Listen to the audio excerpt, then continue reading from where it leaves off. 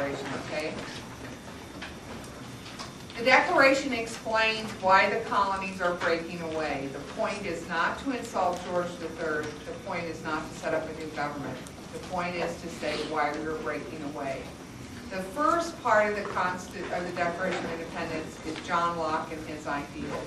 And there are two important concepts in this first part of the Declaration that come from John Locke.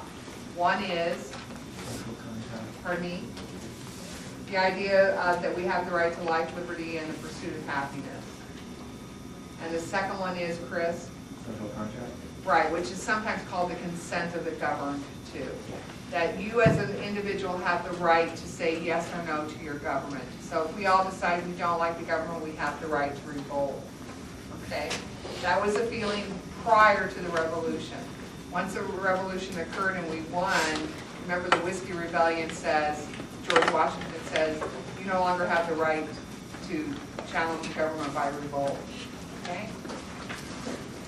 Economic issues of the American Revolution. The big issue is taxation. Who has the right to tax the people of the American colonies? England maintains that they do. We as Americans maintain that we have the sole right to do that. Another economic issue of the American Revolution is the whole currency thing.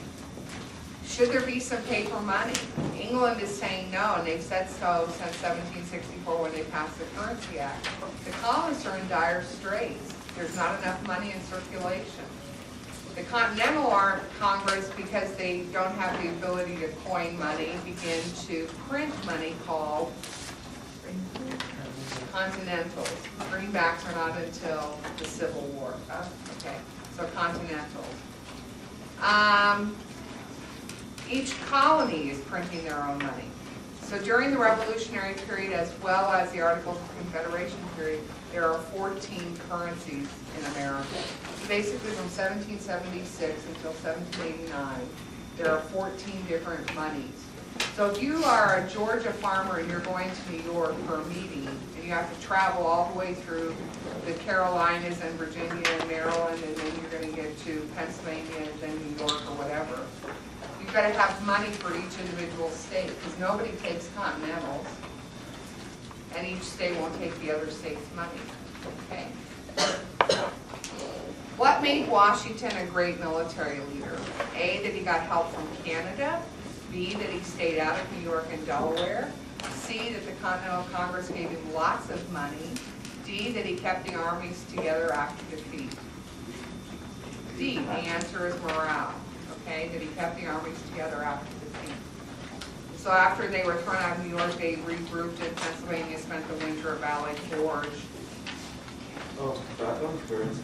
So were there 14 different currencies and continentals? No, 13 currencies and continental. So 14 in total.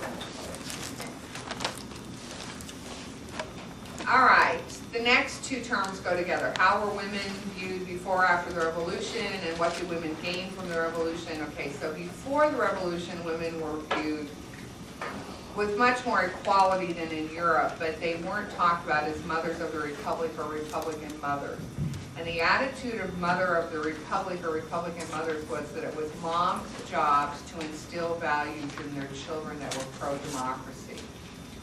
That it came from moms to say to kids why it was important that daddy was away fighting for liberty, okay? So that's one of the big changes for women during and after the Revolution, that they're considered to be Republican mothers or mothers of the Republic, okay? Any questions about that? Franco-American Alliance. That's about the next four terms. Okay, so the Franco-American Alliance was an agreement made between the U.S. and France after the Battle of Saratoga. It's a mutual defense agreement. We agree that if France is attacked, we'll come and help her. If we're attacked, she'll come help us, which means after the Battle of Saratoga, the French enter the Revolutionary War on our side. They help us against the British. Okay? Did they have an overwhelming role? No. They send a few soldiers, they have a few ships in the Atlantic which are harassing the British, and that's a help. And most importantly, they used to give us some supplies like guns, cannons, that kind of thing that we didn't have a lot of because we had no manufacturing. Okay? But it's the point that we feel like we have an ally or a friend. The Battle of Saratoga did what? It brought France into the war because we won a traditional European-style battle against the English. Okay? The role of France in the revolution, were they involved but didn't help? Did France give back their territory lost in 1763? Or did they make the British give up more because of their help? The answer is C. They made the British give up more because of their help. Okay? They did help a little bit. That's so the first one the first one's really stupid. They were involved but didn't help. Okay. Why did the French want to help Americans?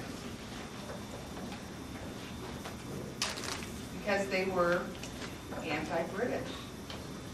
Did they do it because they loved democracy and liberty and justice for all?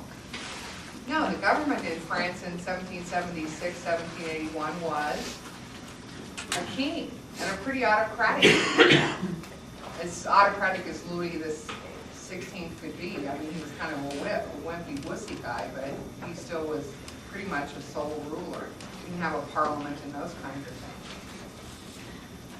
American diplomatic tactics in the Revolution, we sent diplomats to Europe. Ben Franklin spent some time in France, so John Adams actually spent some time in England during the Revolutionary War. We kept up relations with Spain, who was France's ally, always trying to get them to support, everybody to support the American side. The diplomats in Britain were there to assure their British cousins that we still love them, we just wanted to be free. And if the king would only recall the troops, everything could be hunky-dory again. We just didn't want to be a subject anymore. Tories, Loyalists, why did they leave? Remember, Loyalists were the ones who supported England, not independence.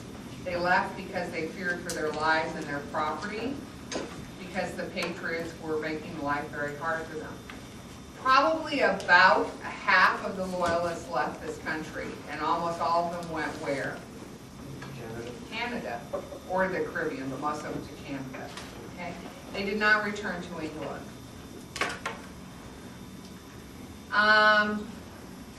Loyalists, A, used guerrilla warfare against the Patriots. No, it was the reverse. The Patriots used guerrilla warfare. If you've ever seen the movie The Patriot, you know the answer to that. Okay? There weren't enough number-wise to effectively stop the Patriots. That's true. Most historians would say about half of Americans were Patriots, about a fourth were Loyalists, and about a fourth didn't care. Just let me live my little life the way I want to, and who cares who's the ruler. Did they flee back to England? No. Had they generally just come to the United States? No. Most of those people were actually patriots. Were they rich? Well, in, like South Carolina they were, but in New York they tended to be small shopkeepers who were the ones who were patriots. Okay. Wartime economy. I have no idea what this was going for, so I'm going to talk a little bit about the economy during the war. Continental Congress, which was running the show, had no money.